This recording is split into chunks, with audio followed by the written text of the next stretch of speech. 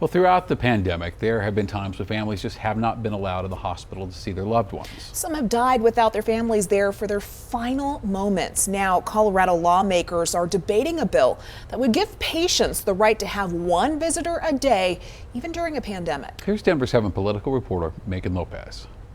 Imagine being isolated from the person that you love most in this world. For just a moment, put yourself in Steve Ryder's position. A father, a husband whose wife entered the hospital in 2020 when visitors were not allowed in. The isolation that Elizabeth had when she was in the hospital was excruciating. For just a moment, put yourself in his position, trying to make medical decisions over the phone. Imagine that anguish. Elizabeth never made it home from the hospital, and Steve and his boys never got to say goodbye. I believe my wife's life was stolen.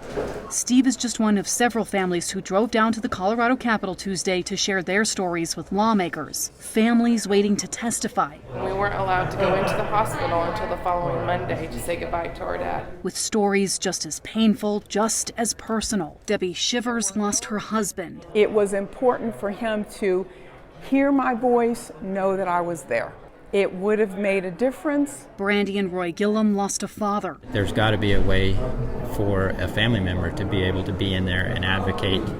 For a third year, lawmakers debated a bill to require hospitals to allow patients to have a visitor even during a pandemic. One family member or one person that can help that patient. I don't think that's too much to ask. This is to address that and figure out how do we work that fine line in a pandemic. Senate Bill 53 is unlikely to pass. It faces opposition from the Colorado Hospital Association, which says the decision to restrict visitors was not made lightly, but was necessary to limit the spread of COVID. In a statement, they said the bill, quote, doesn't provide the flexibility necessary for Colorado's health facilities to respond accordingly to rapidly evolving public health scenarios. It was also assigned to a committee known for killing bills. Still, these families are hoping their testimony will make a difference. I believe with everything in me, my wife would still be here had we been allowed in. Because they say the human aspect of healthcare shouldn't be forgotten. Megan Lopez, Denver 7.